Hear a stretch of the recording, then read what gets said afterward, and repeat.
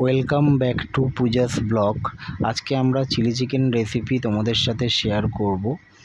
তো তাই জন্য যা যা ইনগ্রেডিয়েন্টস দরকার সেগুলো তোমরা দেখে নাও। প্রথমে একে একে সবগুলো তোমাদের সাথে শেয়ার করব।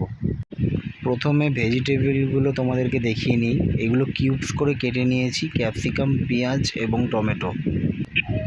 কিছুটা স্প্রিং অনিয়ন কুচিয়ে রেখেছি। সময় কম থাকার জন্য ম্যারিনেট করাটা দেখানো হয়নি। মাংসগুলো একে একে ভেজে নিচ্ছি।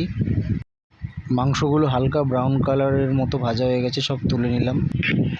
একটা পাত্রে কিছুটা কর্নফ্লাওয়ার নিয়ে নিলাম এবং তাতে জল মিশিয়ে নিলাম আর ভালো করে এটা ফেটিয়ে রাখলাম। কড়ায় তেল গরম হয়ে গেছে, কিছু রসুন কুচি ওই গরম তেলের মধ্যে ভেজে নিলাম।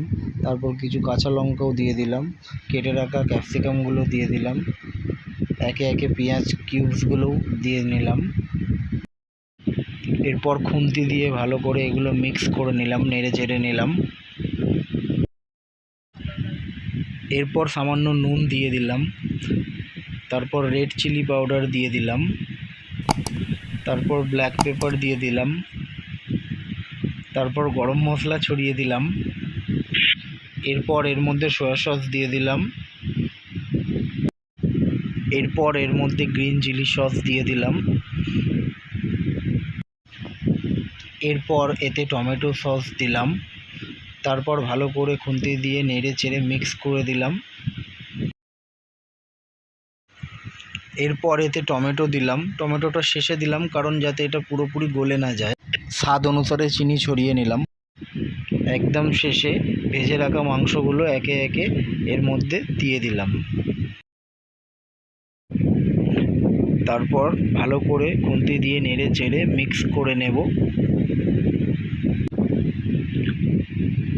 এরপর গুলে রেখেছিলাম যে কর্নফ্লাওয়ার, সেটাও ওর মধ্যে দিয়ে দিলাম। গ্রেভিটা মাপ মতো করে নেব। আশা করি ভিডিওটা তোমাদের ভালো লাগবে, তো না স্কিপ করে পুরোটা দেখার অনুরোধ রইল।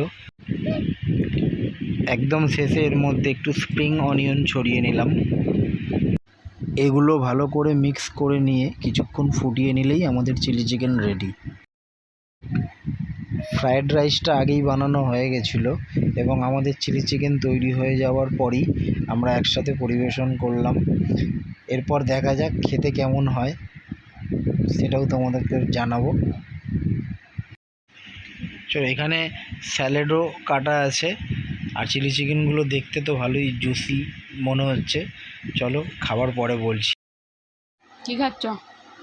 এই যে বানিয়েছো যেটা chilli chicken rice,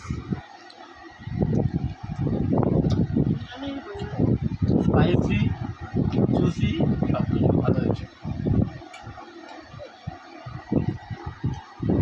chilli chicken বানানোর এই ভিডিওটা ভালো লাগলে লাইক কমেন্ট শেয়ার করো, সাবস্ক্রাইব করো, পাশে থাকা বেল আইকনটাও ক্লিক করে দিও। তাহলে যখনই কোনো ভিডিও আমরা পোস্ট করলে তোমাদের কাছে সবার আগে নোটিফিকেশান চলে যাবে। আর বেবি ফেস রিভিল কবে করবে সেটাও বলে দাও। সেটাও খুব তাড়াতাড়ি আসবে, দেখতে থাকো।